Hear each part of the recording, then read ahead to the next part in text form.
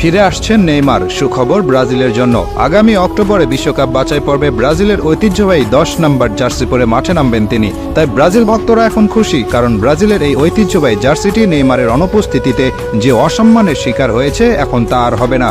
আগামী অক্টোবরে শক্তিশালী দল চিলির বিপক্ষে খেলবে ব্রাজিল। বিশ্বকাপ বাছাই পর্বে ব্রাজিলের অবস্থা এখন খুব ভালো নয়, আছে 6 নম্বরে। পৃথিবীর ইতিহাসে একমাত্র দল ব্রাজিল যারা সবগুলো বিশ্বকাপের আসরে খেলেছে।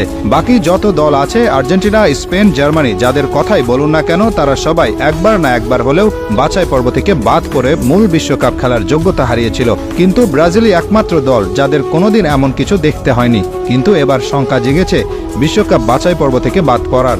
আর তাই এমন সময়ে দলের প্রাণভোমরা নেইমারের দলে ফেরার এমন ঘোষণা আশা জাগিয়েছে ব্রাজিল ভক্তদের মনে, কারণ নেইমার কি জিনিস সেটা সকলেই জানে। নেইমার এমন একজন খেলোয়াড় যিনি একাই পারেন একটা ম্যাচ জিতিয়ে নিয়ে আসতে। বর্তমানে ব্রাজিল দলে যারা আছেন তারা সবাই মিলে যত গোল করেছেন, নেইমার একাই করেছেন তার চেয়ে বেশি।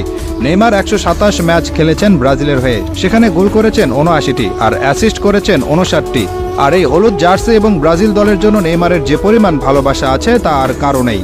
কতটা ভালোবাসা থাকলে ইনজুরিতে থেকেও নেইমার দলকে সমর্থন দিতে সাধারণ দর্শক হিসেবে সুদূর সৌদি আরব থেকে চলে এসেছেন আমেরিকাতে। শুধু ব্রাজিল দলে কেন, সারা বিশ্বে এমন নজির খুব একটা দেখা যায় না। 2টি ম্যাচেই তিনি ছিলেন স্ট্যান্ডে, ব্রাজিলের গোলে উৎসাহ দিয়েছেন, উল্লাস করেছেন, এমনকি ছিলেন ড্রেসিং রুমেও। কোস্টারিকার সাথে প্রথম ম্যাচে ড্র করেছিল ব্রাজিল। সেদিন গ্যালারি থেকে ব্রাজিল অধিনায়ক দানিলোকে ধ্বনি দিচ্ছিলেন দর্শকেরা। দানিলোও এগিয়ে গিয়েছিলেন তাদের জবাব দিতে, কিন্তু এগিয়ে আসলেন নেইমার, দানিলোকে বুঝালেন, বললেন এই মানুষগুলো ব্রাজিল দলকে ভালোবাসে, তারা এই দলের খারাপ সময়টাই মেনে নিতে পারছে না। বুঝিয়ে শুনিয়ে নেইমার দানিলোকে নিয়ে গেলেন ড্রেসিং রুমের দিকে, দায়িত্ব পালন করলেন বড় ভাইয়ের।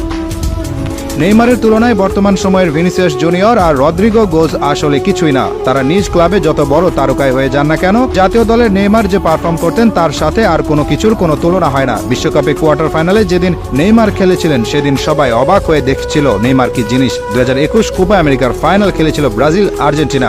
ব্রাজিল সেদিন হেরে গিয়েছিল আর্জেন্টিনার কাছে, কিন্তু হেরে গেলেও আর্জেন্টিনা একাধিক খেলোয়াড় এটা স্বীকার করেছিলেন যে সেদিন মাঠে সবচেয়ে ভালো খেলোয়াড় ছিলেন নেইমার। ডিপল তো বলেই দিয়েছেন তার জীবনে তিনি নেইমারের চেয়ে ভালো খেলোয়াড় দেখেনি। নেইমারকে আটকাতে গিয়ে তার যে কষ্ট হয়েছে সেই কষ্ট তাকে আর কেউ দিতে পারেনি, এই কথা স্বীকার করেছেন আর্জেন্টিনার আরেক ডিফেন্ডার রোমেরো।